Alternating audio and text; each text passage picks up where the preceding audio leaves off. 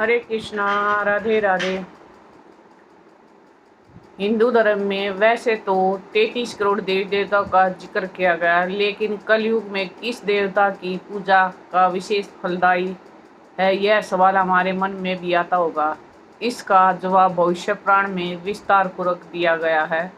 वैसे तो व्यक्ति को अपनी श्रद्धा के अनुसार ही पूजा अर्चना करनी चाहिए, क्योंकि ईश्वर एक है, उपासना का मार्ग अलग अलग हो सकता है। तो आइए जानते हैं कि भविष्य पुराण में छिपे रहस्य के बारे में। कलयुग में किस देवता की पूजा करने से व्यक्ति को जल्दी सुख समृद्धि और सफलता की प्राप्ति, धन धान्य की प्राप्ति होती है। कलयुग में हर कोई भगवान का पाना चाहता है। हर किसी की इच्छा होती है कि भगवान की उपासना करे और वर्तमान में सुख समृद्धि और का आनंद ले।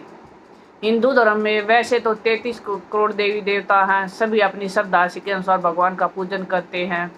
लेकिन क्या आप जानते हैं कि कलयुग में ऐसे कौन से भगवान हैं जो रोजाना अपने भक्तों को दर्शन देते हैं और जिनकी उपासना से व्यक्ति इस लोक में सुख संपत्ति और पापों से मुक्ति पा सकता है। तो आइए जानते हैं कि भविष्य पुराण में कलयुग में कौन से देवता की उपासना करनी चाहिए। भविष्य पुराण में एक संवाद मिलता है कि जिसमें सुमंतु जी से महाराज सतीकर्ण ने सवाल किया था कि इस लोक में कौन से देवता हैं जिनकी पूजा स्तुति करने से मनुष्य सभी पुण्य प्राप्त और सुख का अनुभव करते हैं।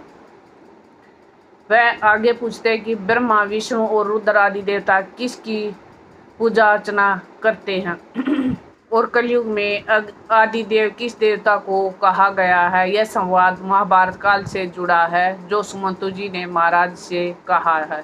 सुमंतु जी ने बताया कि महाभारत काल में वेद व्यास और भीष्म पितामह के बीच संवाद हुआ। एक समय वेद व्यास जी से भीष्म पितामह ने पूछा कि एक समय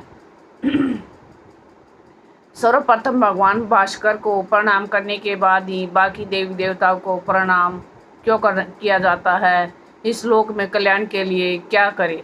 व्यास जी ने बताया कि कलयुग में भगवान भास्कर यानी सूर्य देव की पूजा अर्चना करने से व्यक्ति को सिद्धि और सुख प्राप्ति होती है। सभी देवताओं में आदिदेव भगवान भास्कर को भी कहा गया है कि जो आदिदेव भगवान भास्कर को कहा सभी देवताओं को आदिदेव भगवान भास्कर को ही कहा गया है। भगवान भास्कर इस संसार सागर के अंधकार को दूर कर सब लोगों और दिशाओं को प्रकाशित करते हैं।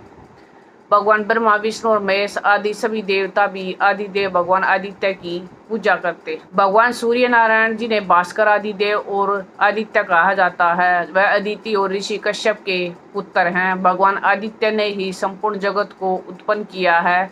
देवता, असुर, सर्प, राक्षस, पक्षी आदि दरादि देवता, ब्रह्मा, दक्ष, कश्यप आदि सभी के भगवान आदित्य हैं।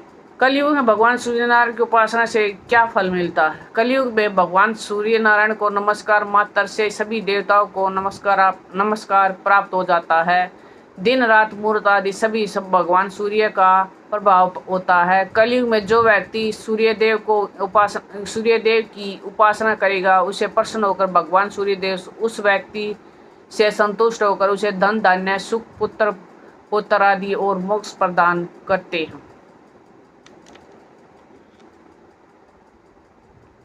व्यास जी ने आगे बताया कि कलयुग में भगवान सूर्य की उपासना करने के लिए ब्रह्म मुहूर्त में उठकर स्नान आदि से पवित्र होकर किसी शांत स्थान पर जाए। वह आपके घर का मंदिर हो या, लेकिन वहाँ शांति बेहद होना जरूरी है। इसके बाद पूर्व की तरफ मुँह करके सूर्य मंत्रों से जप करे। इसके बाद एक ताम्र कलश में जल भरकर उसमें पुष्प डाले। इसके बाद सूर्य मंत्रों का जप करे और बाद में सूर्यदेव को यह जल अर्पित करे, जिससे हमें सूर्यदेव का आशीर्वाद मिलता है और हमें सौभाग्य और हमारे सौभाग्य में वृद्धि होती है। कलयुग में हमें भगवान की पूजा करने का सबसे सरल और रास्ता क्या है, ये बताएंगे। कलयुग में भगवान की प्राप्ति का सबसे सरल किंतु प्रबल साधन उसका नाम जप ही बताया गया है। श्रीमद् भगवत का कथन है कि कलयुग दोषों का भंडार है। इसमें एक बहुत बड़ा सद्गुण यह है कि सतयुग में भगवान के ध्यान तप, त्रेता युग में यज्ञ अनुष्ठान और सतयुग द्वापर युग में पूजा अर्चना से जो फल मिलता था कलयुग में वह नाम जाप से ही मिल जाता है। त्रेता युग में लोग सैकड़ों वर्ष यह करते थे, उन्हें फल मिलता था, वो फल कलयुग में भगवान के नाम का कीर्तन करने मात्र से ही मिल जाता है। पारा स्थित शिव शक्ति दुर्गा मंदिर में चल रही श्रीमद् भगवत कथा आचार्य श्री ज्ञान प्रकाश पराशर ने कही।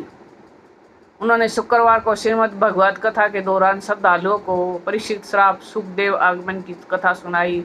आचार्य पराशर ने कहा था कि द्वापर युग के अंत में जब देव ऋषि नारद ने ब्रह्मा जी से कलयुग में कली के प्रभाव से मुक्त होने का उपाय पूछा, तब सृष्टिकर्ता ने कहा कि आदि पुरुष भगवान नारायण के नामोच्चारण से मनुष्य कलयुग के दोषों को नष्ट कर सकता है। उस नाम मंत्र को पूछने पर हिरण्यगर्भ ब्रह्मा जी ने बताया, कलयुग में तो केवल श्री हरि की गुण गाथाओं का गान करने से ही मनुष्य भवसागर से पार उतर जाता है। कलयुग में न तो योग और न ही यज्ञ है और न ज्ञान है और न श्री राम का गुणगान और एकमात्र आधार है। यह भगवान श्री कृष्ण का नाम जाप करना ये एक आधार बताया गया है। अतः सारे भरोसे त्याग कर जो भगवान को भजता है और प्रेम सहित उनके गुण समूह को गाता है, वही भवसागर में तर जाता है। नाम का प्रताप कलयुग में प्रत्यक्ष है। नाम जाप बढ़कर कोई भी साधन नहीं है।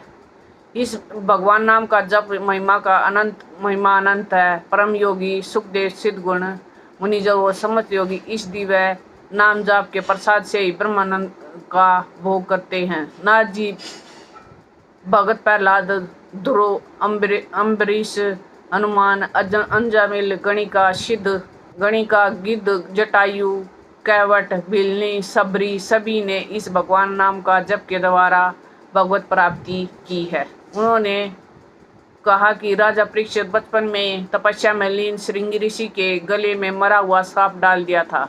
ऋषि की तपस्या पूरी हुई तो गले में सांप देकर वे क्रोधित हो गए और श्राप दे डाला कि जिसने इस कार्य का उसे आज से ही 7वें दिन तक्षक नाग डस लेगा। कलयुग में भगवान की प्राप्ति के लिए नाम जप, भक्ति और समर्पण का मार्ग सबसे सरल और श्रेष्ठ माना जाता है। भगवान के नाम का स्मरण और कीर्तन करने से, उसके प्रति प्रेम और श्रद्धा रखने से व्यक्ति भगवान को प्राप्त कर सकता है।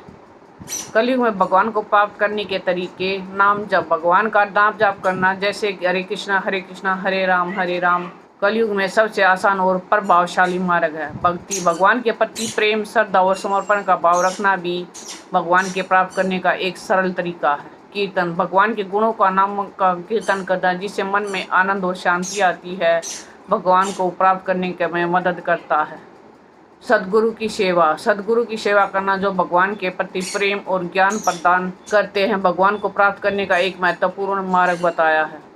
ध्यान और योग, ध्यान और योग के माध्यम से भी हम कलयुग में मन को शांत करके भगवान के महसूस किया जा सकता है। सच्चे प्रेम और करुणा, भगवान को महसूस करने का सबसे आसान तरीका है प्रेम और करुणा से भर जाना। नियमित साधना, किसी देवता को प्रसन्न करने के लिए निस्वार्थ भाव से नियमित साधना की जरूरत होती है। कलयुग में भगवान की प्राप्ति के लिए भारी साधन या कठोर तप की आवश्यकता नहीं होती। केवल प्रेम, श्रद्धा और समर्पण करके भी हम भगवान को प्राप्त कर सकते हैं। इसलिए प्रेम से, मन से, भाव से हर समय नाम जाप करते रहे, क्योंकि कलयुग कहा गया है कलयुग केवल नाम आधार है। नाम जाप करके भी हम भगवान नाम को प्राप्त कर सकते हैं। इसलिए प्रेम से, मन से, भाव से हर समय नाम जाप करते रहो। हरे कृष्णा कृष्णा कृष्णा हरे हरे, हरे Ram Ram Ram Hare Hare. Please in video को ज़्यादा से ज़्यादा शेयर कीजिए। हमारी वीडियो कैसी लगी आप हमें कमेंट करके बताइए। अगर कोई गलती हो तो वो भी हमें बताइए, हम अपनी गलती को सुधारने की पूरी कोशिश करेंगे। प्लीज़ इन वीडियो को लाइक, शेयर एंड सब्सक्राइब कीजिए। ये भी एक भगवान की सेवा है। हरे कृष्णा, राधे राधे।